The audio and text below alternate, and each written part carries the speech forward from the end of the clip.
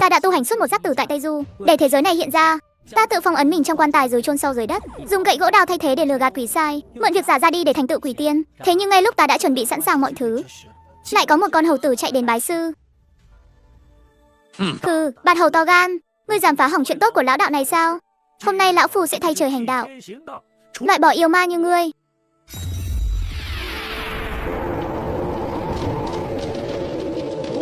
Gió tốt quá. Thật đúng là ngọn gió lành mà. Lão thần tiên ở trên cao, đệ tử là hầu tử ở Thủy Liêm Động, Hoa Quả Sơn, Đông Thắng Thần Châu. Vì không cam lòng trước tuổi thọ hữu hạn, nên muốn cầu pháp trường sinh, chẳng quản ngại băng qua đại dương, tìm khắp danh sơn đại xuyên. Hôm nay được thấy tiên trưởng thi triển thần thông, chắc chắn là bậc chân tiên đắc đạo. Mong tiên trưởng thu nhận đệ tử làm trò, truyền cho đệ tử diệu pháp trường sinh. Ngươi là do khối tiên thạch ở Hoa Quả Sơn hóa ra sao? Tiên trưởng quả nhiên có tuệ nhãn như gương. Đệ tử chính là do tiên thạch hóa ra. Tiên trưởng đã biết rõ lai lịch của đệ tử, xem ra đệ tử đã tìm đúng nơi bái sư rồi. Thu ngươi làm đồ đệ á? Ta mẹ nó chán sống rồi chắc. Thu ngươi làm đồ đệ? Nhìn khắp giới tu tiên này mà xem, ai mà không biết hầu tử này đã được định sẵn cho người khác rồi. Không được đâu. Ngươi và ta không có duyên thầy trò, lão đạo cũng không có phúc phận đó. Tuy nhiên, lão đạo có thể chỉ điểm cho ngươi một nơi, ở đó có bậc chân tiên cao nhân có thể truyền tiên pháp cho ngươi, đạt được trường sinh đó. Mong tiên trưởng chỉ giáo. Không vội, lão đạo mới là người phải vội đây này. Ngươi đã làm kinh động đến người tiễn biệt của lão đạo, phá hỏng đại sự của lão phu rồi. Chỉ bằng thế này, ngươi hãy đem lão đạo chôn xuống dưới gốc mây trắng kia, khóc trước mộ đủ 7749 ngày, tạm thời làm người tiễn biệt cho lão đạo. Đợi đến khi thời cơ chín muồi, lão đạo tự nhiên sẽ chỉ điểm cho ngươi nên đi đâu. Mê mơ. Tiên trưởng đã đắc đạo trường sinh rồi, tại sao còn phải hạ táng nữa? Ngươi dùng mắt nào thấy lão đạo đã đắc đạo trường sinh hả? Lão đạo bây giờ đang phải trốn tránh mấy thứ câu hồn người đã mất, vượt qua kiếp đăng xuất này mới có thể đạt được trường sinh. Ngươi vốn là tiên thạch biến hóa, sinh ra đã có tiên thể, tự nhiên có thể nhìn thấy quỷ sai câu hồn. Đợi hai tên quỷ sai kia đến, ngươi liền gào khóc thật to cho ta, phải khóc thật đau đớn thấu tận tâm can, không được để lộ sơ hở, để lão đạo lừa cho hai tên quỷ sai kia đi mất, thì tự khắc sẽ dẫn đường cho ngươi. Hóa ra tiên trưởng vẫn chưa phải là tiên sao? Chỉ cần việc này thành công, lão đạo sẽ thành tiên ngay thôi. Đừng nói nhảm nữa, mau đưa lão đạo vào quan tài đi. Sau khi xong xuôi, hãy khắc tên Tô Diệp lên bia, rồi dựng ngay phía trên mộ. Tô Diệp sử dụng chính là pháp yếm trong phương pháp thi giải, dùng gậy gỗ đào thay thế nhục thân để lừa gạt quỷ sai của địa phủ. Khi quỷ sai đến câu hồn, chúng sẽ chỉ thấy thi thể do gậy gỗ biến thành, không tìm thấy linh hồn của hắn đâu. Đến khi lỡ mất giờ câu hồn, lại thấy thi thể đã thối rữa, chúng sẽ coi hắn là câu hồn dã quỷ, tên của hắn sẽ bị xóa khỏi sổ sinh tử. Như vậy coi như là đã thành tiên. Làm thần tiên bao nhiêu năm nay, đây là lần đầu tiên gặp chuyện kỳ quái thế này. Thôi được rồi, dù sao cũng đã học lâu như vậy, cũng chẳng tiếc mấy ngày này.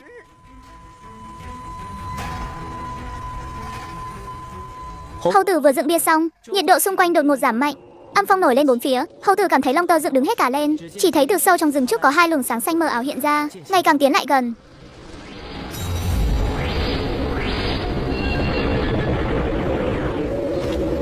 Tô Diệp ở núi Phục Long, rừng thọ đã tận, còn không mau ra đây, theo chúng ta về quy án. Cha, lão đạo này quả nhiên có bản lĩnh, có thể tính chuẩn xác giờ quỷ sai tìm tới. Lúc này hầu tử cũng không dám chậm trễ, bùm một tiếng quỳ xuống trước mộ rồi gào khóc thảm thiết. Sư phụ ơi, sao người nói đi là đi luôn vậy hả? Đệ tử lặn lội ngàn dặm tìm đến đây, mà người lại vội vàng ra đi mất rồi, bỏ lại đệ tử một mình thì biết làm sao đây. Hu. Lạ thật, dương thọ của Tô Diệp đáng lẽ phải hết vào giờ ngọ hôm nay. Hiện giờ vẫn còn sớm một chút, sao đã nằm yên dưới mồ rồi? Ở đây nhang đèn đầy đủ, quan tài túc trực, chẳng lẽ đã có dự tính từ trước sao? Kệ đi, dương thọ sắp hết, ra đi sớm hay muộn cũng chỉ tranh nhau một chút thôi. Mau mở quan tài câu hồn đi, không thể để lỡ việc được.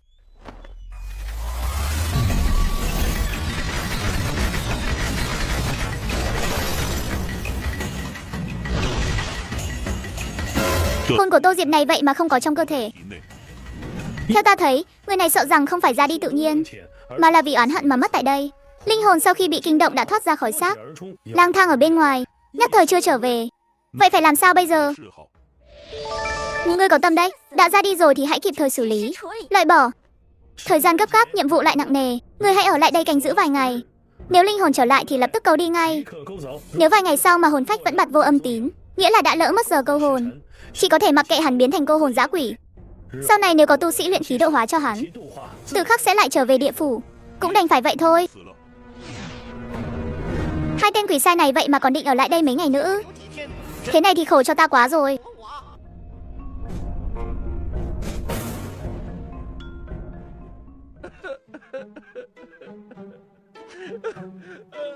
Bốn 49 ngày rồi, hai tên quỷ sai này vẫn chưa chịu đi. Thi thể giả do gậy gỗ đào biến thành. Sắp sửa không trụ vững được nữa rồi. Phải làm sao đây? Đúng rồi, hầu tử, Tô Diệp đang bị kẹt trong ngăn bí mật của quan tài, không thể thi triển pháp lực được. Bây giờ việc duy nhất có thể làm là truyền pháp cho con khỉ này, để nó dùng thuật che mắt đánh lừa quỷ sai. Chỉ là ngay khi ý nghĩ này hiện lên, hắn lại có chút do dự. Sắp bay màu tới nơi rồi, còn sợ nhân của cái gì nữa? Ý nghĩ đó vừa dứt, trong thức hải của Tô Diệp, cuốn sách cổ xuất hiện. Đột nhiên 4 chữ Vân Tập Đạo Thư trên bìa sách tỏa ra ánh kim quang mờ ảo. Vạn thứ diệu pháp, truyền cho hậu bối có thể nhận được phản hồi gấp bội. Lần đầu tiên có thể nhận được 2 môn thần thông. Ha ha, Vân Tập Đạo Thư. Không ngờ vào thời khắc mấu chốt này, ngươi lại chủ động hiển linh. Hơn nữa truyền pháp còn nhận lại được pháp thuật mới. Lần đầu truyền pháp còn được hẳn 2 môn. Hôm nay là thời hạn cuối cùng rồi. Lão đạo nhân này em là không gạt nổi quỷ sai nữa đâu. Này hầu đại phu, đừng nói gì cả. Hãy nghe ta nói đây. Tiên trưởng, người vẫn chưa ra đi hẳn sao? Gậy đào sắp không trụ nổi nữa rồi. Chỉ nửa canh giờ nữa thôi là sẽ lộ nguyên hình. Hôm nay người giúp ta một tay. Đợi ta thành công chắc chắn sẽ chỉ dẫn cho người con đường thành tiên. Đây là mê tiên trượng pháp, có thể che giấu cảm giác của quỷ thần. Hôm nay người giúp ta một tay, để ta thành tiên, ta tự nhiên sẽ chỉ điểm đường thành tiên cho người. Ta chỉ là một con khỉ phàm trần, sao có thể lừa được quỷ sai? Và lại đệ tử chưa từng tu luyện bao giờ, ngay cả vận khí cũng không biết, làm sao thi triển được loại thuật pháp này? Ngươi không phải là khỉ phàm đâu. Ngươi vốn là hòn tiên thạch do trời sinh đất dưỡng. Ngay từ trong bụng mẹ đã có công hình viên mãn.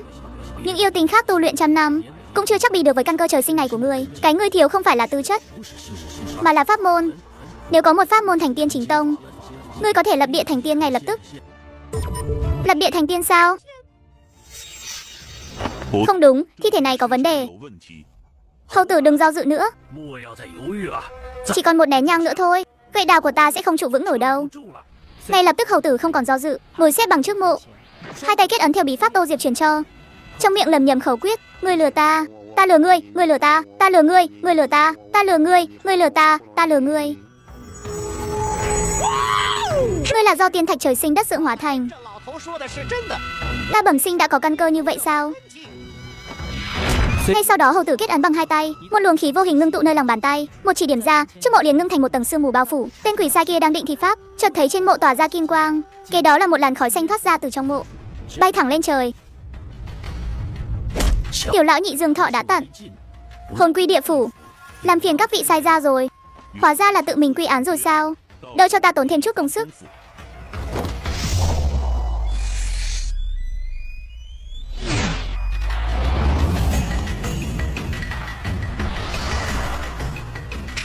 Thành công rồi. Ha. Ha ha ha.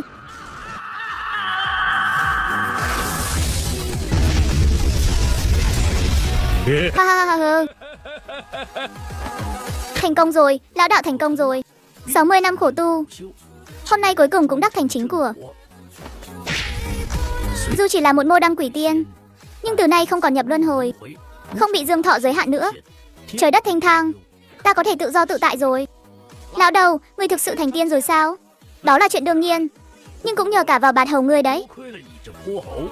Nếu không nhờ ngươi thì pháp hỗ trợ, lão đạo hôm nay sợ là phải hồn quy địa phủ rồi. Vừa dứt lời, Vân Tập Đạo Thư trong trí não của Tô Diệp lại hiện ra, một dòng chữ vàng cát tường hiện lên, truyền pháp mê tiến trượng cho hậu bối tu luyện tới mức nhập môn, nhận được tồn bi đấu pháp bản hoàn chỉnh. Tồn bi đấu pháp tu luyện tới mức tiểu thành có thể dưỡng hồn, tu luyện đến đại thành có thể kéo dài tuổi thọ cho bách tính không rời. Nếu luyện tới đỉnh cao có thể điều khiển bản mệnh, mượn sức mạnh của các vị tinh tú để đảo ngược thời gian, cao minh hơn gấp bội so với các pháp môn tu hành quỷ tiên thông thường. Với một người tu hành tự mày mò như Tô Diệp, pháp thuật được học vốn chẳng có bao nhiêu, chỉ có vỏn vẹn 5 môn. 5 môn đó là tam chân hoạt pháp, thuật điều khiển nước, mê tiên trượng và một môn bói toán. Không ngờ tới, cuốn Vân Tập Đạo Thư này lại có tác dụng như vậy. Chẳng phải nếu ta thu nhận thật nhiều đồ đệ, học được càng nhiều pháp môn, thì sẽ có một ngày âm tận dương thuần, bước vào cảnh giới địa tiên hay sao? Tiên trưởng đã thành tiên thì chính là bậc chân tiên có đạo.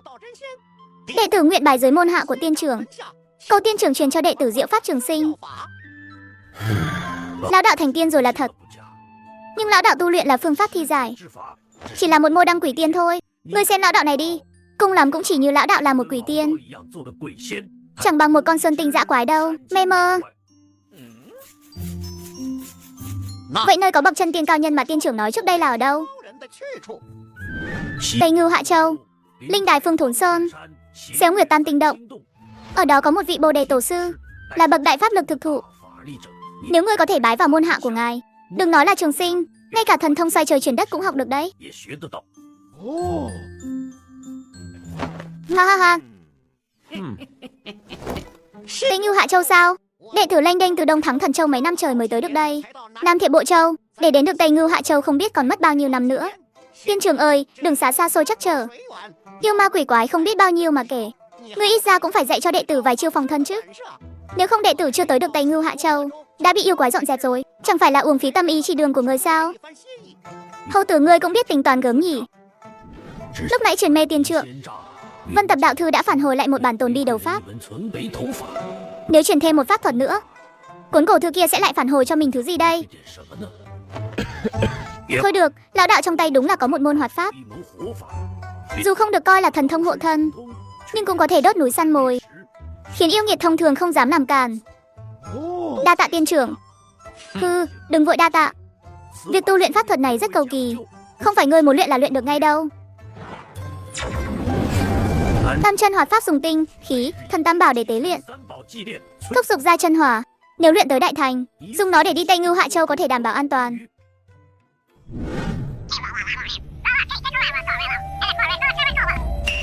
Phương pháp thi giải. Pháp thuật này tuy hiếm thấy, nhưng không phải là không có cách tìm ra. Từ xưa đã có nhiều kẻ tu luyện dùng con đường này để né tránh quỷ sai, từ đó thoát khỏi âm giới. Người này hiện giờ đã trở thành quỷ rồi, tiên và quỷ tiên. Thoát khỏi âm giới, thần tượng không rõ ràng, quỷ quan không tính danh, Tam Sơn không có tên, không thuộc quyền quản lý của Diêm Quân, cũng không nằm trong tiên tịch, chỉ là một luồng du hồn giữa trời đất, đạt được chút đạo hạnh, hư ảo vô định, trên không chạm trời, dưới không chạm đất. Người này có bối cảnh gì không? Người này tự tu thành công, không có tiên tịch, không có tông môn, cũng không có bất kỳ ghi chép nào về môn phái tu hành, chỉ là một kẻ dã tu sống cô độc trên núi Phục Long. Một kẻ dã tu không có bối cảnh gì, lại dùng mấy trò tà môn ngoại đạo để lừa gạt quỷ sai của thành hoàng phủ ta, lẻn đi ngay dưới mắt của bản tọa. Chuyện này nếu truyền ra ngoài, bản tọa còn làm thành hoàng kiểu gì nữa? Truyền Nhật Du Thần mang theo lệnh bài, lập tức đến núi Phục Long tra xét. Nếu kẻ dã tu đó vẫn còn ở trên núi, trực tiếp xử lý ngay. Nếu đã chạy thoát, thì hãy lần theo dấu vết mà truy đuổi.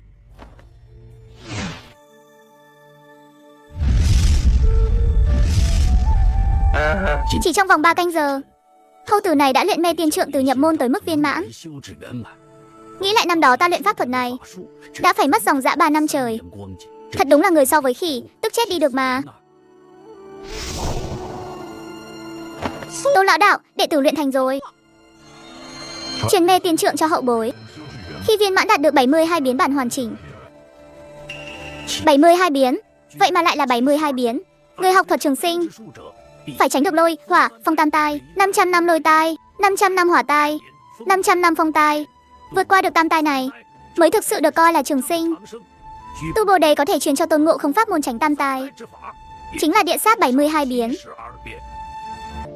Con khỉ này thiên phú quá nghịch thiên, tiện tay truyền cho một pháp thuật đã có thể nhận lại được pháp môn đỉnh cao như 72 biến. Nếu đợi nó luyện xong tam chân hoạt pháp, biết đâu mình còn nhận được cả cân đầu vân nữa không chừng.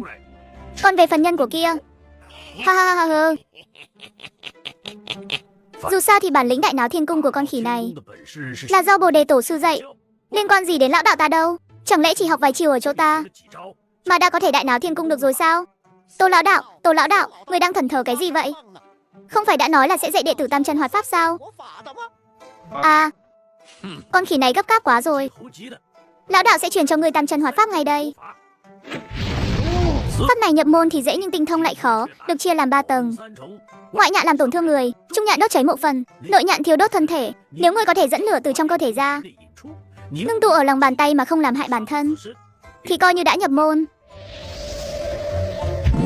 Tô Diệp rót khẩu quyết vào thức hài của hầu tử, cầm tay chỉ việc dạy nó cách vận khí, cách kết ấn tạo lửa. Khoảnh khắc này giống như một người thầy đang chỉ dạy học trò vậy.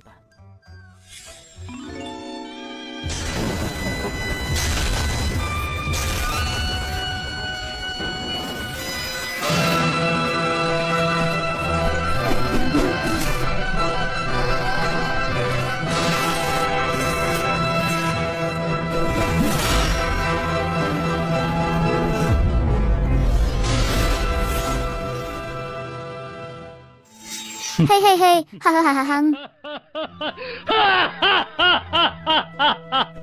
Đa tạ tiên trưởng đã ban pháp.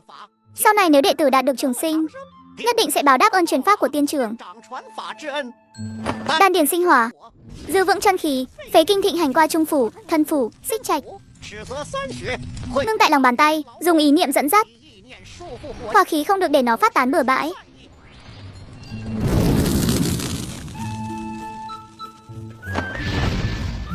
Hi hi, ha ha. Ra rồi, ta làm ra rồi. Thiên phú của nó rất cao, chỉ là tính tình có chút nóng này. Sau này phải dạy dỗ cẩn thận hơn mới được. Ít nhất là trước khi nó bái vào môn hạ của Bồ Đề Tổ sư, tuyệt đối không được để nó gây chuyện. Tô Diệp đứng bên cạnh quan sát một lúc, thấy hầu tử đã có thể tùy ý điều khiển ngọn lửa thì không quản thêm nữa. Sau đó một mình hắn đi lên đỉnh núi Phục Long.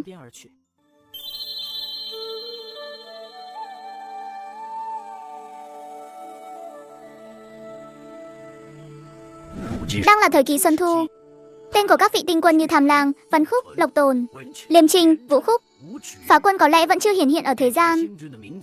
Không biết môn Tồn Bi đấu pháp mà Vân Tập đạo thư ban cho có tác dụng gì không? Nhưng tôn thượng chân Thái Huyền Cao Thần dương danh, tâm chủ Xuân Quán Thông khai môn. Đây là tu hành pháp môn của chúng ta. Theo thiên đạo định số, pháp môn của chúng ta đáng lẽ phải đến thời Đông Tần mới hiển hóa, nhưng bây giờ lại có người sáng tạo ra pháp môn bắt đầu sớm hơn, kể từ khi thanh khí bay lên, chọc khí lắng xuống. Những tiên thiên thần linh như chúng ta bị vây hãm trong tinh không này vạn năm, nếu có thể để người này ở hạ giới thu nhận thật nhiều đồ đệ, truyền bá danh hiệu bắt đầu thất tinh khắp tứ đại bộ châu, mượn lúc con đường nhang khói thành hình, thì cần gì phải đợi đến thời Đông Tần nữa. Ha ha ha ha. Tiểu tử này đúng là phúc tinh của chúng ta mà. Chuyện này cần phải nhanh chóng. Tâu lên cao thiên thượng thánh đại từ nhân giả Ngọc Hoàng Đại Thiên Tôn, Huyền Không Cao Thượng Đế. Tiểu tử kia đang niệm pháp môn bắt đầu, không thể để mấy tên lão lục nam đầu kia cướp mất được. Đại ca, nam đầu lục tinh cũng tới rồi, còn tới sớm hơn cả chúng ta.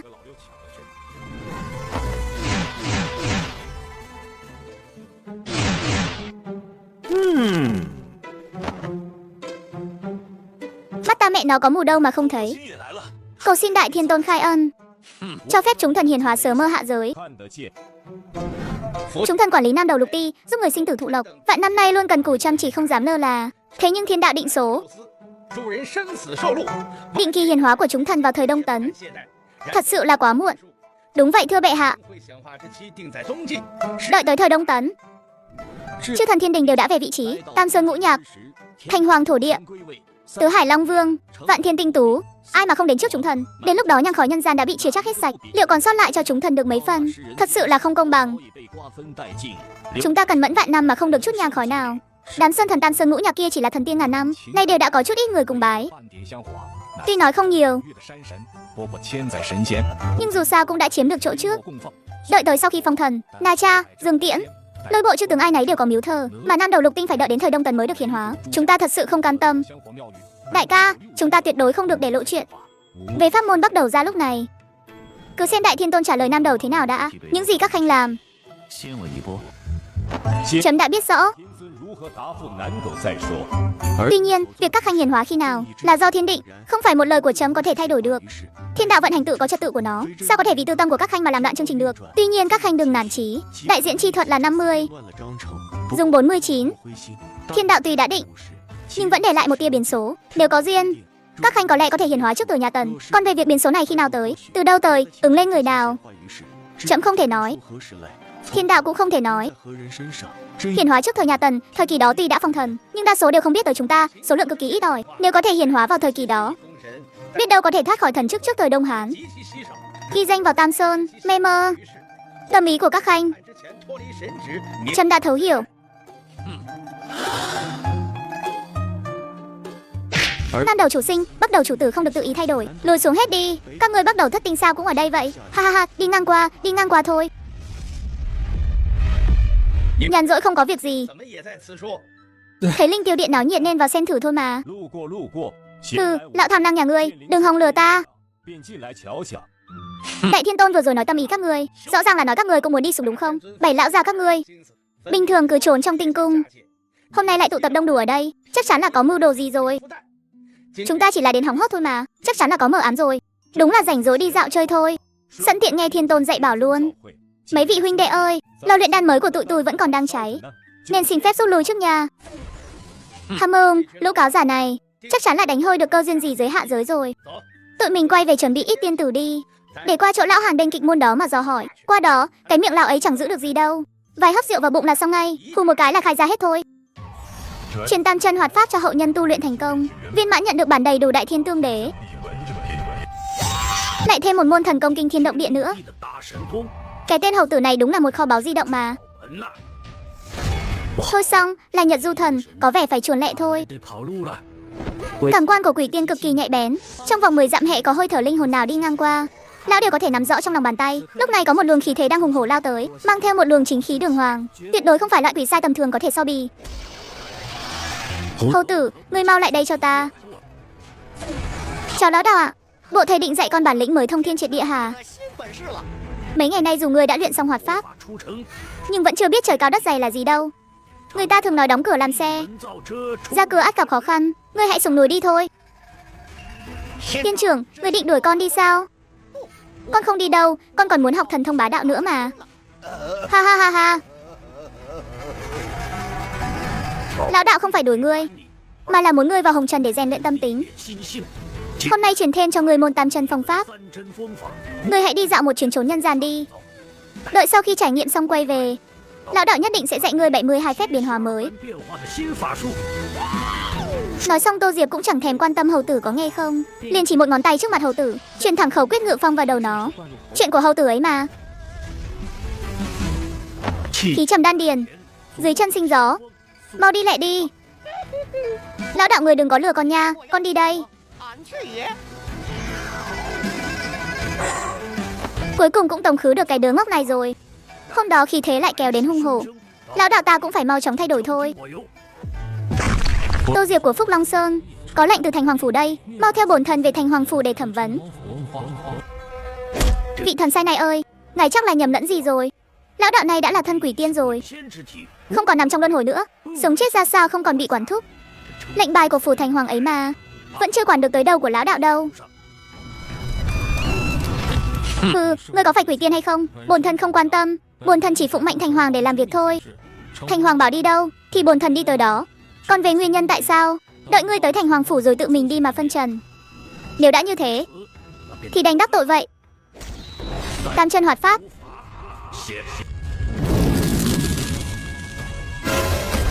Áp chế phi cơ.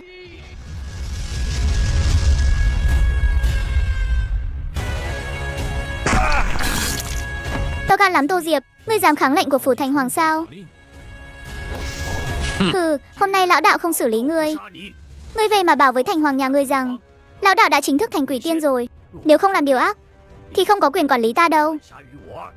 Huống hồ Thành Hoàng nhà ngươi cũng chỉ là một quỷ tiên thôi. Dù có muốn bắt người cũng phải có lệnh bài của Bắc Đế mới được. Quỷ tiên dù chỉ là tiểu tiên bậc thấp nhất, nhưng dù sao cũng đã là tiên rồi. Nếu thực sự có chuyện, phải đợi Phong Đô Đại Đế hạ lệnh triệu tập từ Bắc Đế phủ, để họ tự mình ra trình diện. Nếu như không tuân lệnh, mới được dùng vũ lực để cưỡng chế bắt giữ.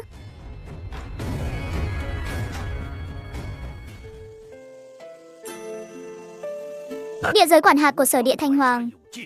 Phía đông tới Thiều Quan, phía tây chạm tới Vu Sơn, phía nam không quá Động Đình, phía bắc không tới Phương Thành. Chỉ cần ta bước vào địa giới nước Ngô, thì dù Nhật Du Thần đó có gan to bằng trời đi nữa, cũng chẳng dám bước qua đó bắt người đâu. Truyền tam chân phong pháp cho hậu nhân tu luyện, đạt đến viên mãn nhận được bản đầy đủ Kim Đan Đại Đạo. Kim Đan Đại Đạo sao? Thế gian có ngũ tiên, thiên, địa, thần, nhân, quỷ. Quỷ tiên là bậc thấp nhất. Nhân tiên thì chọn đời chỉ tu một pháp, thần tiên thì nhờ hương hỏa mà đắc đạo, địa tiên thì tu Kim Đan Đại Đạo. Đợi Kim Đan đại thành, thân hình đều diệu kỳ, tiêu giao chỗ nhân gian, không nơi nào là không thể đi được. Nghĩ lại nửa đời trước của Tô Diệp học chính là pháp môn quỷ tiên. Nay cơ chế của Vân Tập Đạo Thư đã rõ ràng rồi, thì không thể chỉ dắt theo mỗi một con khỉ được. Có lẽ phải thu thêm vài đồ đệ nữa thôi. Hơn nữa phải là hạng người có phẩm hạnh đoan chính, tâm tính trầm ổn một chút. Không cần tư chất thông thiên, chỉ cần chăm chỉ, chịu học là được, không gây chuyện thị phi. Tốt nhất là kiểu người thật thà bổn phận ấy, là một người truyền đạo chất phác, có thể truyền thụ pháp thuật từ đời này sang đời khác. Như vậy mới có thể liên tục kích hoạt được phần thưởng của Vân Tập Đạo Thư một cách dồi dào. Được lắm. Sáng sớm hôm sau, tại khu chợ phía đông thành Thiều Quan, người qua kẻ lại nườm nượp, có một lão đạo tóc trắng xóa nằm sóng xoài trên mặt đất, kêu gào thảm thiết với vẻ mặt đầy đau đớn. Tiếng kêu thảm như bị xử lý heo vậy đó. Trong vòng 10 dặm xung quanh không ai là không nghe thấy. Trời ơi là trời, khổ thân tôi chưa. Gãy xương rồi, gãy xương thật rồi. Lão trưởng ngài có sao không? Sao ngài lại nằm dưới đất thế này? Chàng trai trẻ ơi, cậu đi đứng nhanh quá vậy. Vừa nãy đâm lão già này bay xa mấy trượng luôn rồi. Suýt chút nữa là đằng xuất nửa cái mạng già này luôn đó. Lão trưởng, ngài không thể nói lý như vậy được. Cháu là hảo tâm muốn đỡ ngài mà. Hem, cái thằng danh này đâm lão đạo xong rồi còn muốn chạy sao? Đừng có nói nhiều nữa, mau bỏ tiền ra bồi thường tiền thuốc thang đây, nếu không thì đừng hòng rời khỏi đây nhé. Cái gì vậy trời? Cái lão già lừa lọc không biết tốt xấu này. Sau này trên phố mà tôi còn đi giúp người nữa thì tôi làm con cú luôn. Hừ. Tiếc là phàm nhân trên đời này chẳng ai xấu hoàn toàn, mà cũng chẳng ai tốt tuyệt đối cả. Thiện ác làm gì có ranh giới rõ ràng như vậy. Muốn tìm một mầm non phẩm hạnh tuyệt vời để thu đồ, đúng là chuyện không hề dễ dàng gì. Kể từ đó về sau, trong thành Thiều Quan này thường xuyên thấy một lão đạo tóc trắng nằm lăn ra đất để ăn vạ vòi tiền. Tiếng xấu của Tô Diệp cứ thế mà vang xa khắp thành Thiều Quan, lọt vào tai tất cả mọi người luôn. Ai cũng bảo lão là một kẻ tâm thần có vấn đề nặng, cứ thấy lão già đó là né xa ra, chẳng còn ai dám đến gần hay dây dưa gì với lão nữa.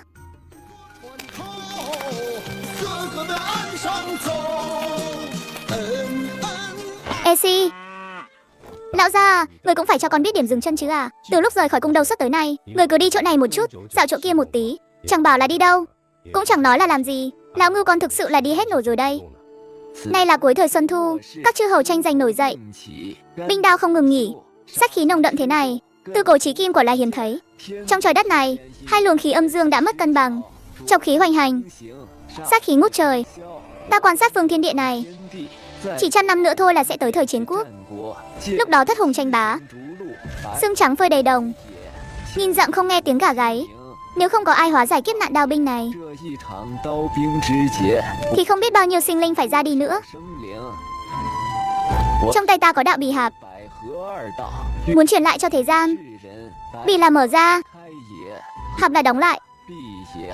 Dùng hai thuật này để tung hoành thiên hạ, có thể dẫn dắt chư hầu bãi binh đình chiến, hóa giải đại nạn này vào hư vô. Vậy lão gia à, người định đi đâu đây? Phía trước là nơi nào vậy? Đi thêm một canh giờ nữa thì sẽ đi qua thành Thiều Quan. Vậy thì tới Thiều Quan cho con nghỉ chân một chút đi. Cái thằng danh con này, lão đạo ta đi ăn vạ nửa đời người rồi, hôm nay lại bị người ăn vạ ngược lại sao? Hôm nay lão phu không lột da người ra thì không được mà.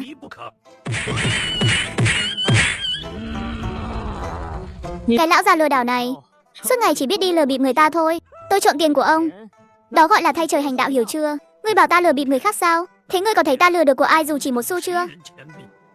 Thêm, hình như là không có thiệt.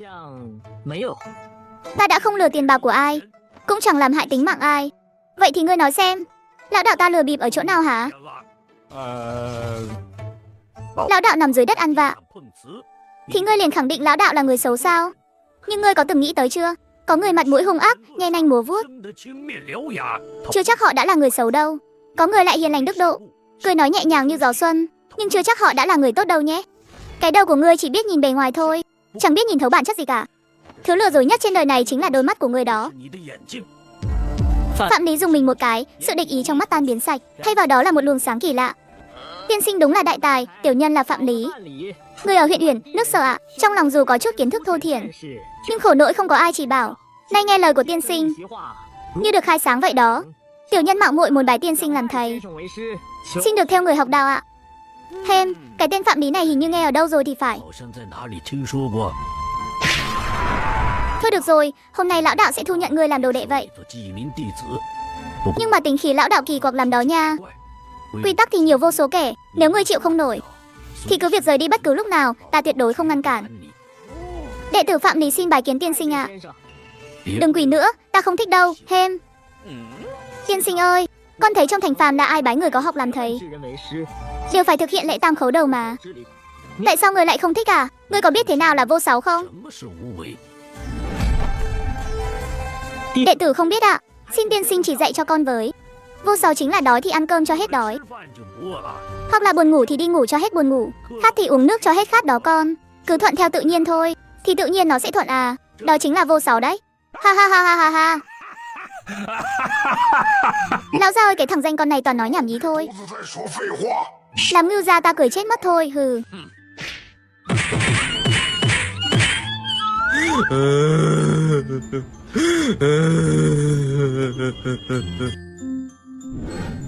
Đứa nhỏ này sao lại ngu ngốc như vậy chứ? Lão gia ta đang cân nhắc xem có nên đổi con vật cưới khác không đây. Ngươi nhìn xem mặt trời lúc nào mọc, lúc nào lặn. Có bao giờ nó do dự xem hôm nay có nên mọc hay không chưa? Có cây này xuân sinh hạ trường, thu héo đông tàn. Có bao giờ nó phân vân xem có nên nảy mầm hay không chưa? Nước thì chảy về chỗ trũng, chẳng bao giờ mưu cầu trèo lên chỗ cao. Lửa thì bùng cháy lên phía trên, chẳng bao giờ cháy ngược xuống dưới cả. Vạn vật trong trời đất đều tự tìm đạo cho mình. An phận thủ thường, không tranh không đoạt, không nhiều không ít. Đói thì ăn, mệt thì ngủ, không làm trái với lòng mình. Đó chính là vô sáu đấy. Tiên sinh ơi, tiểu nhân hiểu rồi ạ. Vô sáu không phải là không làm gì cả, mà là việc gì nên làm thì hãy làm, việc gì không nên làm thì tuyệt đối đừng có làm. Thuận theo thiên thời, ứng theo địa lợi, lợi lạc cho lòng người, không làm trái thế cục, không cưỡng cầu mà đoạt lấy. Trời đất nhờ vô sáu mà vận hành không ngừng nghỉ, thánh nhân nhờ vô sáu mà trị được thiên hạ đó. Lão ngưu ta cũng ngộ ra luôn rồi nè. Nói nghe thử coi nào. Lúc cần đi cầu thì đi cầu, lúc cần đi tiểu thì đi tiểu, không nhịn, không gượng ép, cứ thuận theo tự nhiên thôi. Đi cầu đi tiểu sao? Cấm có nói tầm bậy nha.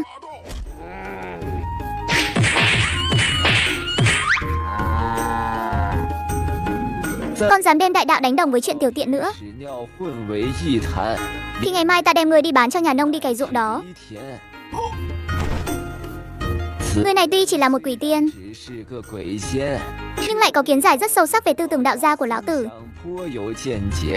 Đúng thật là hiếm có khó tìm mà. Lão già này vốn định tới nước Sở để truyền thụ đạo bi hạp và binh pháp chiến quốc, nhưng vì gặp được gã quỷ tiên thú vị này nên lại chẳng vội vã lên đường nữa.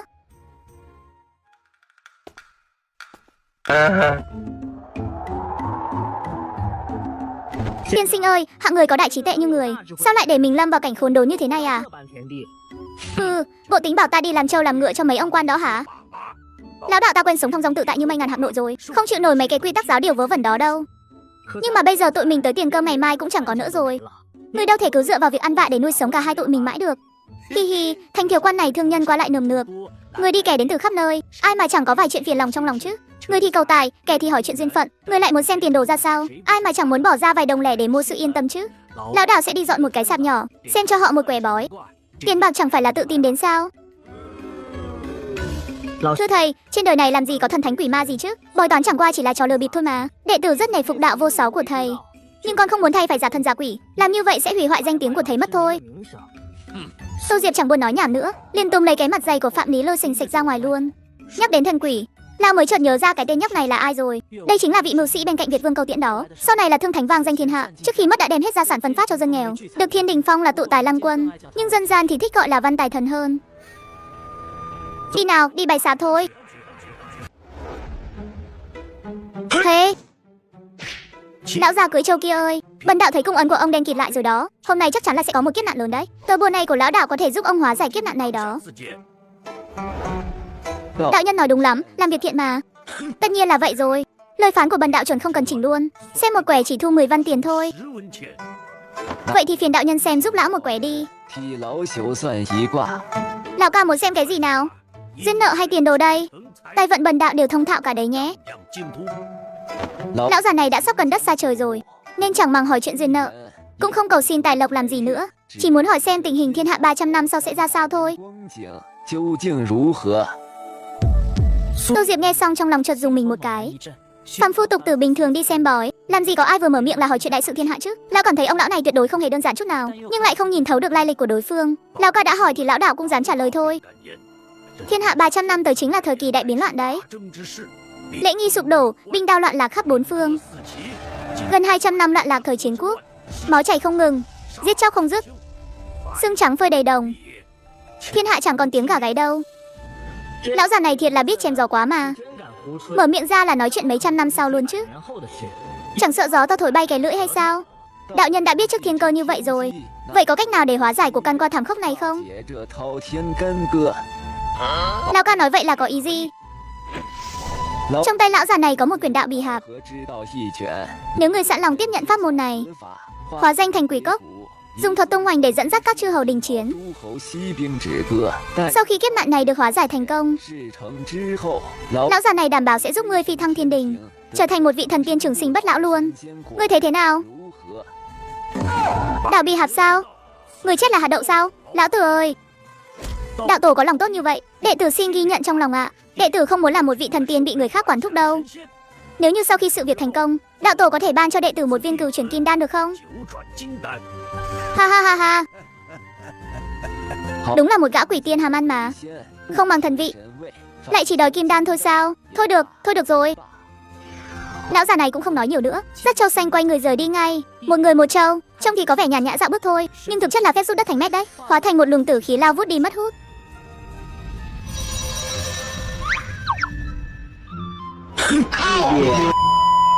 Hey, cái lão già này thiệt là bỏ tay luôn mà. Xem bói xong mà chẳng chịu trả tiền gì cả. Tô Diệp cũng chẳng buồn để ý tới mấy lời làm nhảm của Phạm Lý nữa, mà cứ đăm đăm nhìn vào thứ bỗng nhiên hiện ra trước mặt lão. Một cái ống tre cổ xưa đầy tình cảm. Trên các thanh tre ấy hiện rõ một hai chữ triện cổ, bì hạp. Hem, tiên sinh ơi, cái ống tre phát sáng này là bảo bối quý hiếm gì thế à? Hay là cho đệ tử mở mang tầm mắt chút đi thầy. Hem. Ê thôi đi. Con nít con nôi coi thiên cơ cái nỗi gì. Lão đạo đây, con chưa được cầm ấm tay nữa nè. Con phải xem trước đã chứ. Đúng là đồ sát sỉ mà. Keo kiệt buồn xỉn chết đi được. Tiểu ra đây đi giải quyết nỗi buồn đây. Mau biến đi cho khuất mắt ta. Cái thằng danh con này còn dám nói xấu sư phụ nữa hả? Đúng là cái đồ buồn xỉn keo kiệt. Đợi tối nay ông ngủ say đi rồi, tôi nhất định phải xem cho bằng được. Cái ống trên này rốt cuộc là bảo bối gì mới được chứ?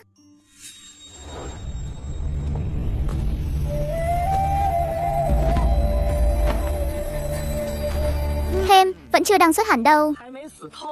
Mau lục soát kỹ cho ta. Ai bắt được Ngũ Tử Tư sẽ thưởng vạn lạng vàng, phong làm đại phu luôn.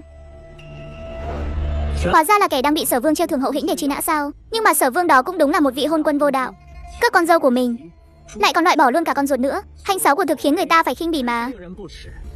Thôi được rồi, hôm nay ông gặp được Phạm Lý này rồi, thì tôi sẽ cứu ông một mạng vậy.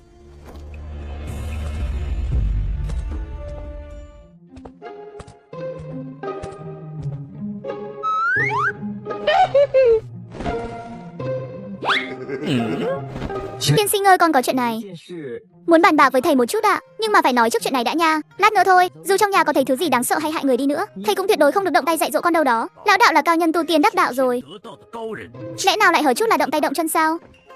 Quân gia ơi, chính là cái thằng nhóc ăn mày này nè. Vừa nãy tiểu nhân đã tận mắt nhìn thấy luôn đó. Nó kéo theo một gã đàn ông người đầy đỏ lòng vào trong cái miếu hoang này. Hừ, cái đồ nói nhảm nói nhí. Lão đạo đây trong sạch rõ ràng, làm việc ngay thẳng.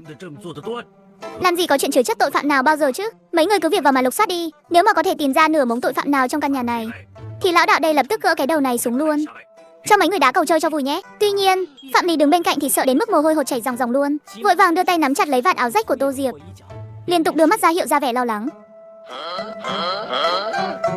Ngươi lôi kéo ta làm cái gì hả? Đào hăng hả? Nếu mà có lục gia thiệt ấy, thì gỡ luôn cái đầu của thằng danh con này xuống cùng một lượt luôn đi, cho các vị quân gia đây niềm vui nhân đôi luôn nhé. Nước Sở ta từ trước đến nay luôn lấy đạo hiếu để trị thiên hạ. Lão nhân gia đây ít nhất cũng đã 100 tuổi rồi, phải biết kính lão trọng thọ chứ. Đừng có vô cớ mà mạo phạm bậc trưởng bối như thế này. Hơn nữa lão nhân gia này nói năng đầy khí thế như vậy, chắc hẳn là trong chuyện này có hiểu lầm gì đó rồi. Lão nhân gia xin đừng trách móc ạ. Nếu đã là vậy rồi, chắc chắn chỉ là một sự hiểu lầm thôi. Anh em ơi, chúng ta qua chỗ khác lục soát tiếp nào. Đứng lại đó. Vô cớ vu khống sự trong sạch của lão đạo này xong, định phủi mông bỏ chạy là xong chuyện hả? Hôm nay mấy người nhất định phải lục soát cho ta. Không lục soát cho ra lẽ thì lão đạo ta không để yên cho mấy người đâu nhé. Thầy ơi, đừng lục nữa mà, cứ để họ đi thầy. Ngươi nói cái gì vậy hả? Chúng ta cay ngay không sợ chết đứng. Có lý thì đi khắp thiên hạ chẳng sợ gì hết. Để hôm nay lão đạo chứng minh cho người thấy.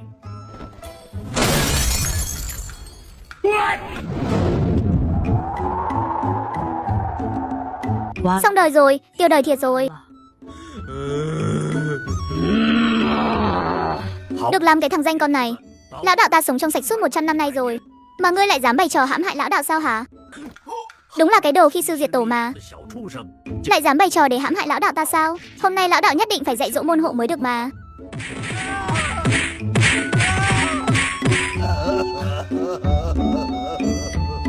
Tiên sinh ơi, tha mạng cho con với, đệ tử biết lỗi rồi ạ. À hả, cái lão già lừa đảo này, vậy mà còn dám bảo là không chứa chấp phản tặc sao hả? Mau bắt luôn cả lão già lẫn thằng nhỏ này lại cho ta luôn.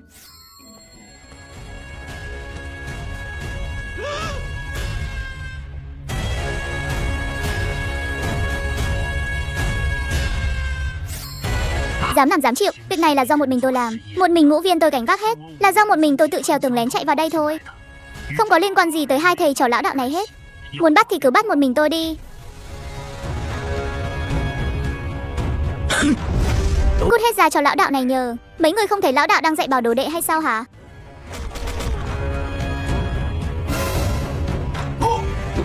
Cái lão già buồn xỉn này trông như sắp gần đất xa trời tới nơi rồi ấy nhỉ. Sức mạnh này còn trâu bò hơn cả con bò tót đang động được nữa. May mà lúc này đánh ta hắn không dùng hết sức. Nếu không tiểu ra đây đã thành đống bầy nhầy rồi. Lão Trương, Tiểu Ân Công đừng có dây dưa với đám người này nữa. Nếu để tướng quân thủ môn ra đi, lôi kéo đại quân đến vây quét, chúng ta sẽ khó mà thoát thân được. Mau theo tôi ra khỏi thành thôi. Thằng danh con này, ra khỏi thành rồi ta sẽ xử lý ngươi. Đi theo ta. Đuổi theo, Ngũ Tử Tư đã bị thương nặng, hắn không chạy xa được đâu.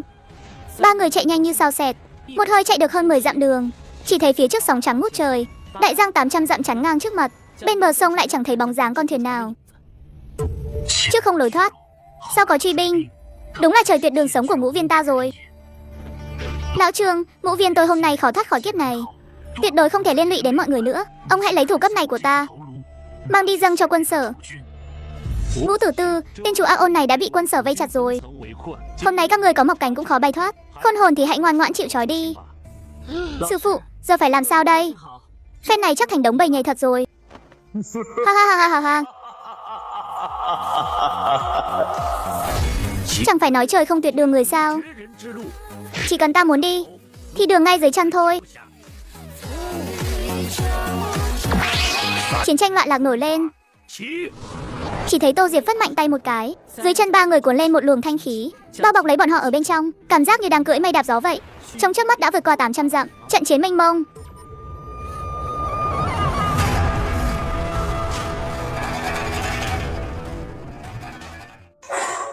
Ôi mẹ nó ơi, cái mạng nhỏ này coi như giữ được rồi. Đa tạ lão thần tiên đã cứu mạng. Ngũ viên mắt trần thịt nhãn, không biết chân tiên giáng lâm có gì mạo phạm, mong ngài thứ lỗi cho. Chỉ là một kẻ tu hành hoang dã trong núi thôi, không đáng nhắc tới. Lão tiên đã có bản lĩnh thông thiên triệt địa như vậy, dám hỏi ngũ viên chuyến này đi không có kết quả, trốn khỏi nước Sở. Mối thù nước đỏ thâm sâu này liệu có báo được không? Thù tất nhiên sẽ báo được, nhưng thiên cơ khó đoán. Lão đạo tặng ngươi một câu, ngươi cũng không tâm, tất cũng không vong. Ngũ Tử Tư nghe xong, lòng thầm chấn động, đang định hỏi kỹ huyền cơ trong đó, thì thấy Tô Diệp túm lấy Phạm Lì dưới đất lên, quay người rời đi luôn. À sư phụ ơi, túm nhẹ tay thôi, siết cổ con rồi. Lão tiên, Ngũ Tử Tư vừa mới thốt lên, nhưng chỉ thấy một luồng gió nhẹ lướt qua rừng, bóng dáng một già một trẻ đã như bọt nước tan vào bóng đêm, trong phút chốc đã biến mất trong khu rừng u tối, không còn dấu vết gì nữa.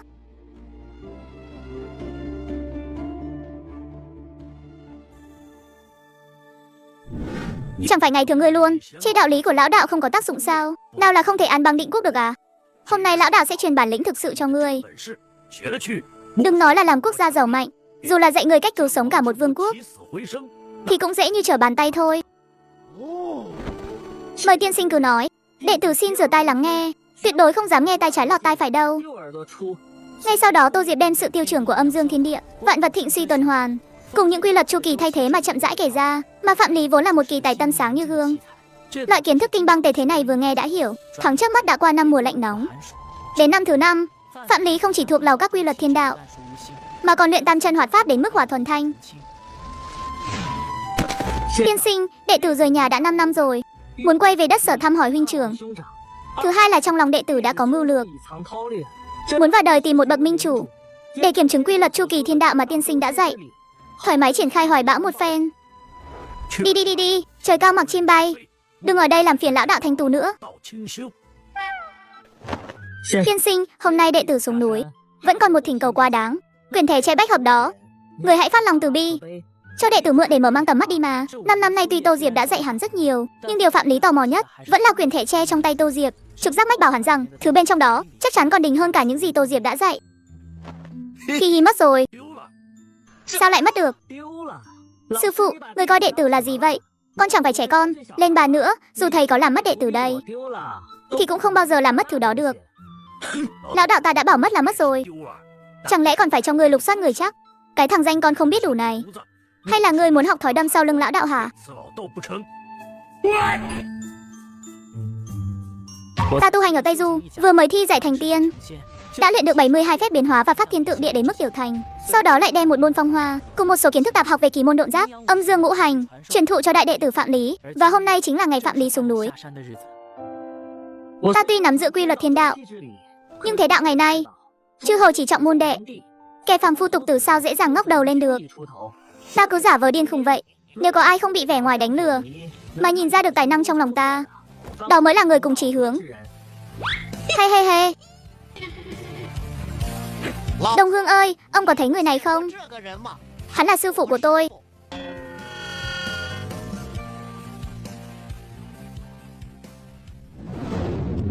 Ngươi là quỷ tiên từ đâu đến vậy? Ta không phải đồng bọn do lão xa phương Nam mời tới, càng không phải cứu binh do con gấu ngốc phương Đông lôi về. Nơi này gọi là Khâu Cốt Lĩnh, phía đông nam của lĩnh và phía bắc, mỗi nơi đều có một đại yêu xưng vương. Và vị trước mặt này chính là Hồ Đại Vương thống trị phía bắc. Lão đạo chẳng phải đồng bọn của ai cả, chỉ là một con quỷ hoang du ngoạn qua đây, muốn mượn mảnh đất lành này để thanh tu thôi. Ha ha ha ha ha ha ha ha ha. Hóa ra là một con quỷ hoang không chủ. Bản vương thấy đạo hạnh của ngươi không tồi, hay là gia nhập với ta đi, cùng bản vương san bằng hai ngọn núi đông nam kia. Đợi bản vương thống nhất Khâu Cốt Lĩnh này, chúng ta sẽ cùng hưởng vinh hoa trong trăm dặm này, chẳng phải sẽ rất khoái lạc sao? Hừ, lão đạo không có hứng thú xưng bá Khâu Cốt Lĩnh này. Huống hồ đó là mâu thuẫn giữa ba đại yêu các ngươi, liên quan gì đến ta? Ta chưa rảnh đến mức đi gây rắc rối khắp nơi. Đừng có mà không biết điều. Bảo bối này tên là Trấn Côn Lân, chỉ cần gõ nó lên một cái, đừng nói là quỷ tiên như ngươi, ngay cả những kẻ có thân xác cũng phải hồn siêu phách lạc, xương mềm gần cốt rã rời. Nếu ngươi chịu giúp ta dẹp yên hai con lão yêu kia, sau khi thành công, bản vương sẽ ban bảo bối này cho ngươi. Quả nhiên là một bảo bối chuyên trị thần hồn. Để lão đạo âm thầm thao túng một phen xem sao. Chuyện dọn dẹp xử lý đó thật là thô thiển. Lão đạo không muốn đi mạo hiểm như vậy, nhưng lão đạo ở đây lại có một cầm năng diệu kế, đảm bảo giúp ngài trong vòng 1 tháng sẽ chiếm được cái Khâu Cốt Lĩnh này. Lời này là thật sao? Đó là đương nhiên rồi. Chỉ cần đại vương bằng lòng giao trấn hồn la này cho lão đạo ngay bây giờ, thì diệu kế thống nhất sơn lâm này lão đạo sẽ dâng lên bằng 2 tay ngay lập tức. Lão quỷ này chạy trời không khỏi nắng. Hay là cứ đưa bảo bối cho hắn trước vậy. Nếu hắn dám lấy mấy thứ rác rưởi ra lừa gạt bản vương, thì ta sẽ một chưởng đánh tan linh hồn hắn luôn. Vừa lấy lại cả vốn lẫn lời. Được thôi, bản vương tin lão quỷ ngươi một lần.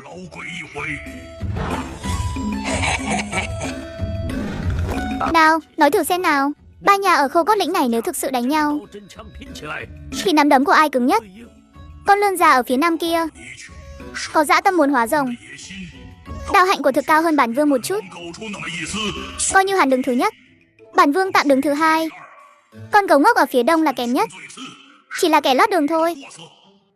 Đã như vậy, đại vương có thể thi triển kế sách hợp tung. Hợp tung, đại vương chỉ cần cử mấy tiểu yêu lanh lợi đến Đông Sơn truyền lời, hứa hẹn sau khi xong việc sẽ chia đôi Khâu Cốt Lĩnh với con gấu ngốc đó. Nhưng thực lực của con gấu đó yếu nhất, dù thế nào cũng chẳng giành được chút lợi lộc gì đâu. Nay ngài chủ động đưa ra miếng mồi béo bở là chia đôi núi, hắn làm sao có lý do gì để từ chối chứ? Đợi hai nhà các ngươi hợp lực xử lý xong con lươn già đó, Khâu Cốt Lĩnh này chỉ còn lại ngài và con gấu ngốc đó thôi. Con gấu ngốc đó vốn dĩ chỉ là kẻ lót đường. Đến lúc đó ngài lại bí mật ra tay loại bỏ hắn. Chẳng phải dễ như bóp nát một con sâu sao? Ôi ha ha ha ha. Đúng là một lão quỷ thâm hiểm. Cái sách này bản vương mua rồi. Cây trấn hồn la đó ngươi cứ giữ lấy mà phòng thân. Đợi bản vương san bằng khô cốt lĩnh sẽ đến tìm người uống rượu. Ha ha ha ha. Cứ đánh nhau đi, đến khi các người lưỡng bại cầu thường thì khô cốt lĩnh này sẽ thuộc về lão đạo thôi. Hồ yêu sau khi nhận được chỉ điểm của Tô Diệp đã thức đêm mang theo thiếp mời đến Đông Sơn tìm yêu quái. Vào ngày thứ hai sau khi đạt được thỏa thuận, yêu khí trên khô cốt lĩnh ngút trời. Hổ và gấu mỗi bên dẫn theo đàn em của mình tiến thẳng đến chỗ của xã yêu Nam Sơn.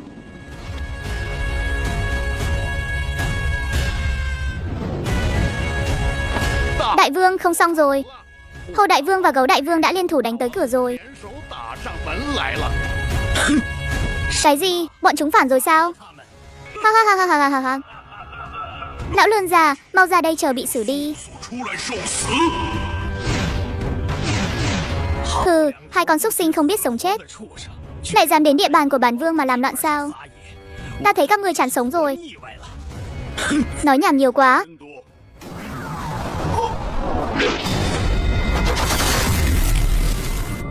Lão lươn già, ngươi nên lên đường rồi.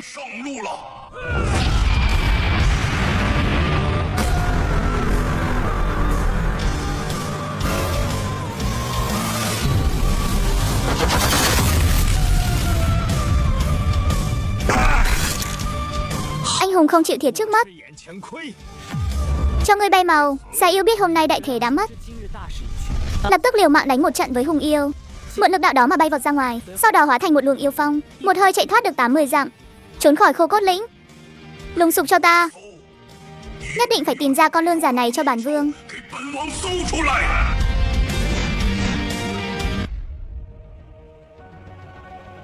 Đại vương, hơn 300 anh em của chúng ta bị hai nhà hổ gấu tấn công. Kẻ hẹo người trốn. Giờ theo sau chỉ còn lại hơn 100 người thôi hừ.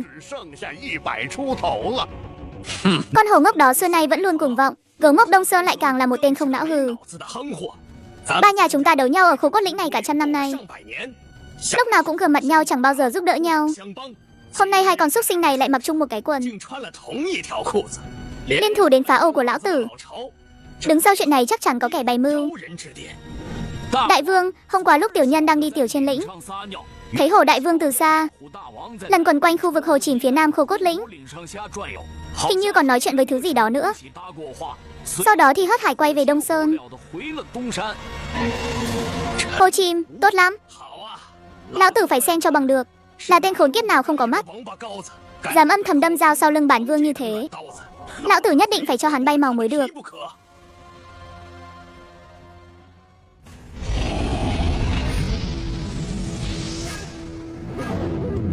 Đại vương, người này toát ra khí tức quỷ tiền rất mạnh. Mặc kệ hắn là tiên gì, kẻ nào chặn đường tài lộc của lão tử thì dù có là thiên vương, lão tử cũng phải cắn cho hắn dụng một miếng thịt mới thôi. Xem ra chính chủ đến tìm thù rồi.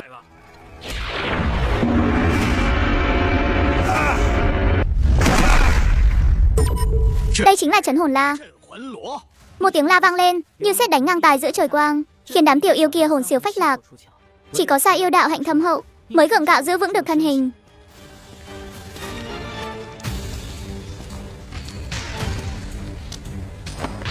Không ngờ con hồ ngốc đó lại dám tặng cả trấn hồn la cho ngươi.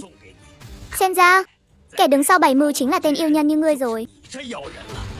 Con lươn già nhà ngươi cũng không đến nỗi quá ngốc. Con hồ ngốc kia vốn dĩ cầm cái chiên rách này làm tiền đặt cọc, cầu xin lão đạo xuất sơn lên thủ để xử lý người tận gốc. Nhưng lão đạo ngại chuyện dọn dẹp xử lý làm ông ấy thanh tu, nên không muốn dính vào, vì thế mới tùy tiện chỉ điểm cho hắn một câu hợp tung thôi. Hừ, đúng là một lão quỷ độc địa.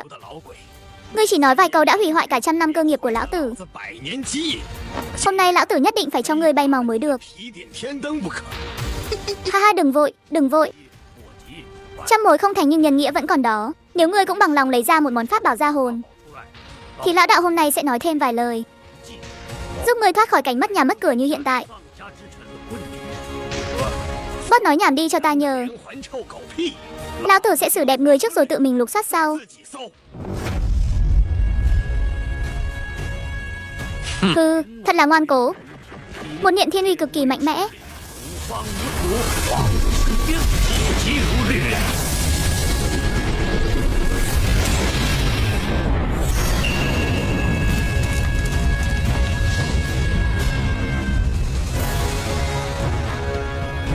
Con lươn già nhà ngươi, lúc trước đã bị con hổ và con gấu kia đánh cho tơi bời rồi.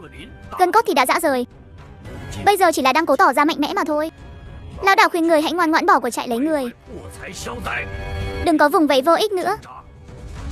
Lão quỷ, ngươi ác thật. Đây là hoán xạ địch. Chỉ cần thổi vật này lên, rắn rết trong vòng 100 dặm đều sẽ nghe theo sự sai khiến của ngươi. Coi như là đổi lấy một cái mưu kế của ngươi vậy.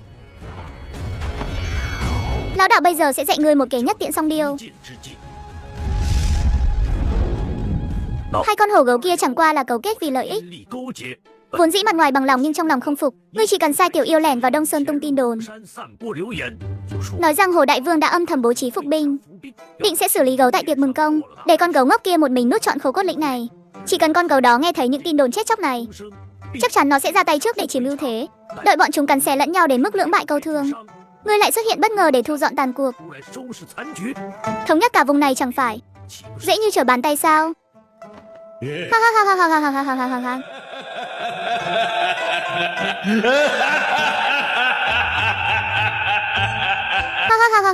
ha. Đúng là một kế mượn tay xử lý người khác. Một chiêu ly gián tuyệt vời. Ta đi làm ngay đây. Kể từ khoảnh khắc Tô Diệp đặt chân vào Khâu Cốt Lĩnh, hắn đã thấy sát khí nồng nặc trong miệng ba con yêu quái này. Chúng đã xử lý không biết bao nhiêu người rồi, và việc ba con yêu quái này tranh đấu chính là do hắn cố ý sắp xếp. Đợi cả ba đều thất bại thảm hại, hắn sẽ túng gọn cả mẻ luôn. Chỉ cần dẹp yên lũ yêu ma ăn thịt người trong núi này, Tô Diệp có thể lập ra đạo trường tại đây, truyền bá rộng rãi pháp môn. Đại vương, con hổ kia còn rêu rao là sẽ xử lý lấy mật gấu của ngài, để làm mồi nhắm rượu đấy. Hừ, đúng là con hổ ngốc ngạo mạn. Lão hùng ta đã thắc mắc sao hắn lại hào phóng như vậy. Chịu chia hẳn nửa ngọn núi cho ta, hóa ra là đang rồng ngó bộ gan gấu của ta sao? Xem ta có cho hắn hẹo không này. Đại vương bớt nóng, đạo hạnh của con hổ kia cao hơn ngài. Nếu ngài cứ thế vác gậy xông tới đó, chẳng những không giải quyết được gì, mà trái lại còn biến thành món nhắm rượu cho hắn thật đấy. Vậy ngươi có kế sách gì hay không? Đánh không lại thì chúng ta đi tìm người giúp đỡ. Hừ, người giúp đỡ? Mau đi tìm con lươn già ở Nam Sơn kia đi. Tìm thấy rồi thì bảo với hắn là chỉ cần hắn chịu đứng ra kìm chân con hổ ngốc đó, lão hùng ta nguyện ý nội ứng ngoại hợp với hắn, để xử lý con hổ đó rồi chia đôi Khâu Cốt Lĩnh. Tiểu nhân đi làm ngay đây. Ha ha ha ha, tốt làm gấu ngốc. Cũng chưa để nỗi ngu hết chỗ nói. Biết là đơn thương độc mã không chơi lại con hổ kia, mà còn biết tìm đến lão tử để liên thủ nữa. Vậy ý của đại vương là về nói với Hùng đại vương là lão tử đồng ý rồi. Chỉ cần hắn lừa được con hổ ngốc đó đến khu vực ra ngoài Khâu Cốt Lĩnh, lão tử sẽ dẫn anh em đánh úp từ phía sau, cho con hổ đó bay màu luôn. Tiểu nhân sẽ về báo lại cho Hùng đại vương ngay. Đợi giải quyết xong con hổ ngốc đó, mục tiêu tiếp theo sẽ là con gấu ngốc nhà người đó.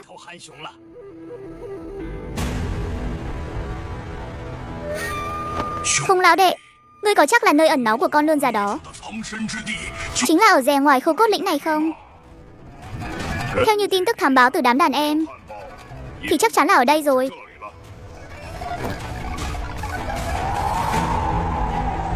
Nhưng bản vương cứ cảm thấy chỗ này có gì đó sai sai. Ha ha, cơ hội tốt đây rồi. Cho ngươi bay màu, nhận lấy cái chết đi.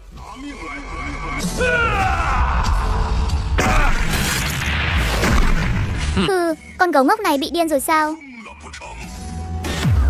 Con hổ kia, chờ bị xử đi.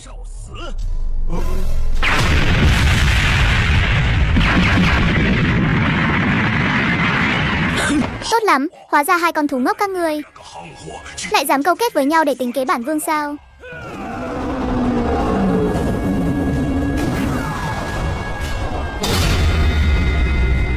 Ba đại yêu lập tức lao vào cuộc hỗn chiến yêu phong.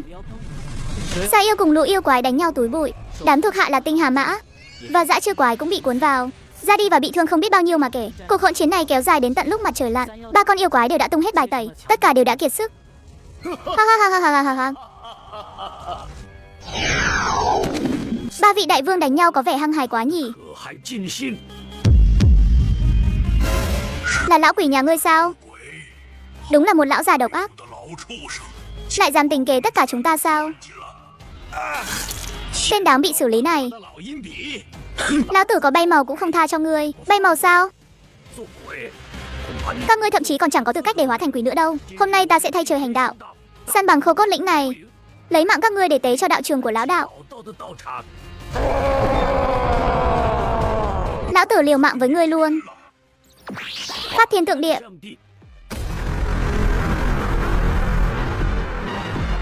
Mẹ kiếp ơi, ngài có bản lĩnh này thì cần gì phải dùng kế ly gián chứ? Cho các người bay màu hết đi.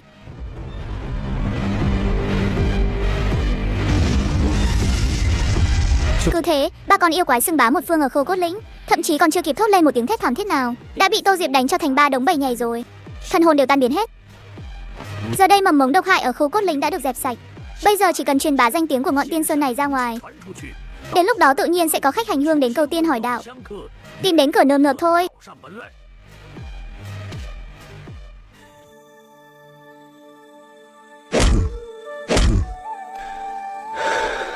Thật là kỳ quái, khô cốt lĩnh này vốn dĩ yêu khí ngập trời, chuyên môn dọn dẹp người sống đi ngang qua đây, mà dạo gần đây lũ yêu quái ăn thịt người đó lại biến sạch sành xanh. Người tiểu phu này tên là Vương Tùng, vì không sống trong thành nên bị coi là kẻ dã nhân không nhà cửa. Nếu không phải bà mẹ già ở nhà mắc bệnh nặng, đang rất cần tiền để duy trì mạng sống, thì hắn đã chẳng dám bén mảng đến khô cốt lĩnh này dù chỉ nửa bước. Thế nhưng cũng chính lúc này, từ sâu trong làn sương mù vọng lại một tiếng hát uất, lời hát rằng quan kỳ kha lạt phạt mộc đinh đinh, vân biến cốc khẩu từ hành. Nơi rừng sâu núi thẳm này ngay cả thanh niên trai tráng cũng chẳng dám xông vào. Sao một lão trượng nửa thân người đã súng lộ thế kia lại có thể vào được đây chứ? Lão trượng, ông là ai vậy? Sao lại dám một mình chạy vào trốn rừng sâu này thế? Chỉ là một người trong núi thôi. Này tráng sĩ, anh làm việc liều mạng thế này thì mỗi ngày chặt được bao nhiêu củi? Tay chân tôi cũng nhanh nhẹn, cùng lắm là kiếm được 2-3 gánh thôi. Đường trong rừng sâu này xa đến mức quái đản. Dù củi có nhiều hơn nữa thì cái thân xác phàm trần này của tôi cũng chẳng gánh nổi ra ngoài đâu. Đúng là chặt không được nhiều thật. Liệu có đủ để nuôi gia đình không? Lão trưởng ông không biết đấy thôi. Thế đạo bây giờ chẳng cho ai sống cả. Nước Ngô kia lại sắp giấy binh đánh trận rồi. Lông dạ của mấy ông quan bên trên đảo Á còn đen tối hơn cả lũ yêu quái ở khô cốt lĩnh ngày trước nữa. Chút củi tôi chặt được này nộp thuế còn chẳng đủ nhét kẽ răng, chứ đừng nói đến chuyện bốc thuốc duy trì mạng sống cho mẹ tôi nữa. Anh bạn đừng có vội. Lão đạo nghe nói trong dân gian có một loại pháp thuật kỳ diệu gọi là cửu ngưu thảo.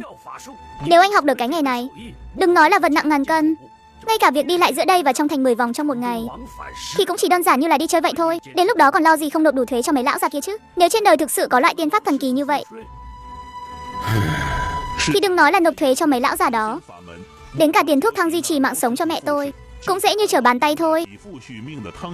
Chỉ tiếc tôi là kẻ phàm phu tục tử, làm gì có phúc phận mà được học tiên pháp như thế chứ. Thật là trùng hợp, trong tay lão đạo đây lại thực sự có một cuốn đây. Anh xem này, bên trên có viết cửu ngưu thảo. Người ký tên còn là vị Vân Tập chân nhân gì đó nữa. Nếu anh muốn học thì cứ cầm lấy đi.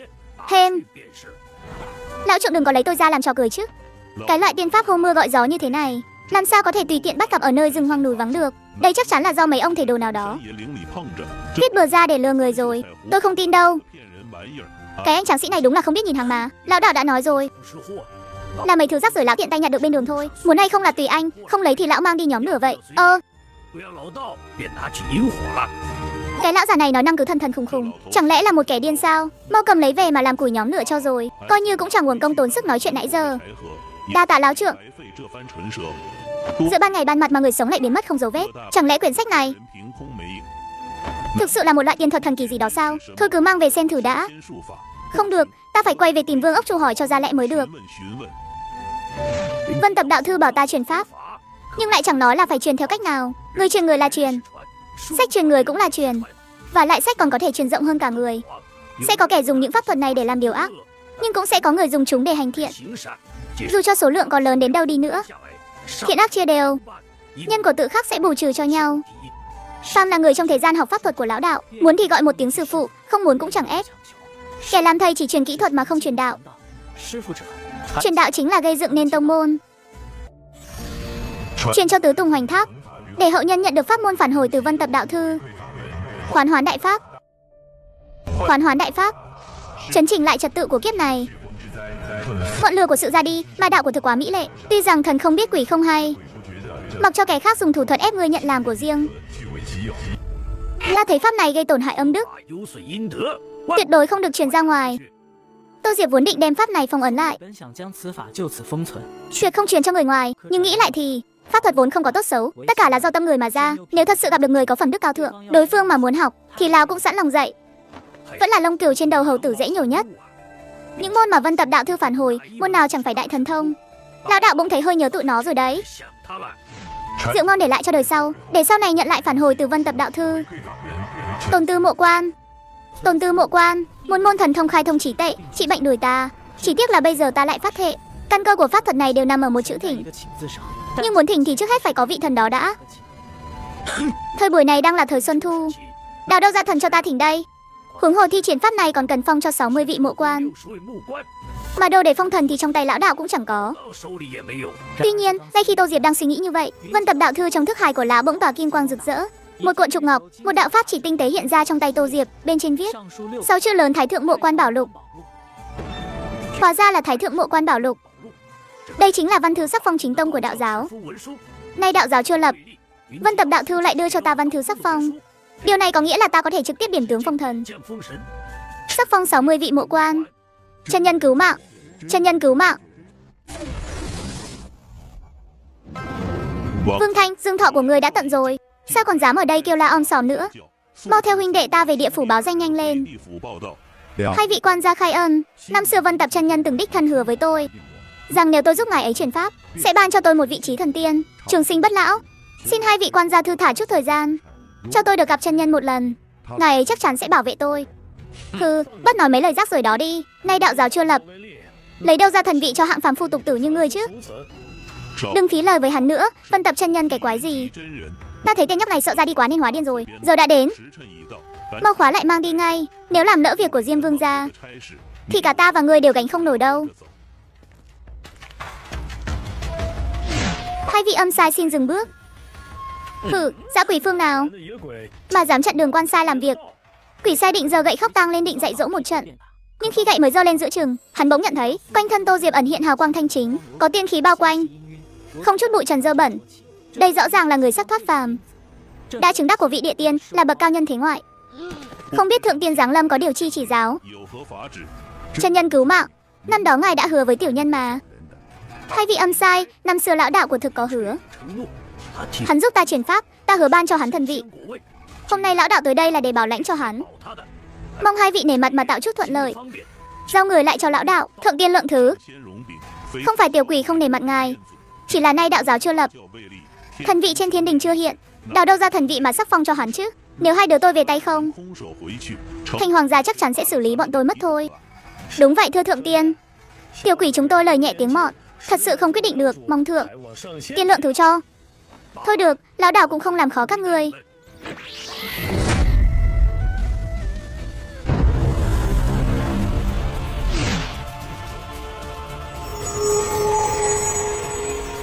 Vương Thanh nghe lệnh. Đạo khiết di luân, giáo hóa quần sinh, càn khôn sáng lạng, thần trị có hằng. Nay có mộ thần mộ quan, hoa phối vũ huyền công tham, tạo hóa ứng mệnh, cứu độ thương sinh. Sắc phong thái ất cứu khổ, mộ thần mộ đức chân quân hồng lĩnh đại lâm, thống lĩnh binh chủng, phạt thụ khởi ngộ, nhiếp hồn an phách, trị bệnh cứu nạn. Còn không mau mau nhận lệnh về vị trí. Tiếng của Tô Diệp vừa dứt, trên tầng trời thứ 33 kia, trong Đông Cực Diệu Nham Cung, bỗng vang lên một tiếng nghi hoặc nhẹ nhàng. Sau đó là một luồng từ bi vô hạn, một giọng nói mênh mông như biển cả vọng xuống. Chỉ duy nhất một chữ, chuẩn. Chỉ một chữ thôi nhưng lại toát ra sự từ bi và uy nghiêm vô tận, khiến cả tam giới rung động rì rào. Trong nháy mắt, bảo lục tỏa kim quang rực rỡ, hiện ra hai chữ Vương Thanh vàng chói.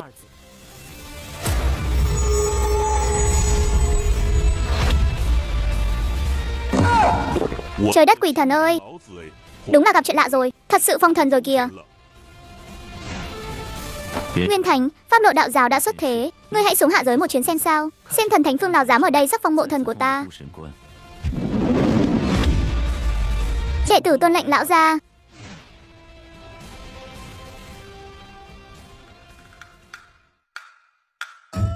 Lão gia bảo mình xuống hạ giới kiểm tra. Đây quả là một cơ hội ngàn năm có một để đi chơi. Một ngày trên trời, bằng một năm dưới đất. Chi bằng ta tranh thủ cơ hội này, xuống dưới đó chơi bời một phen cho đã đời. Dù sao cũng chẳng trễ việc chính đâu.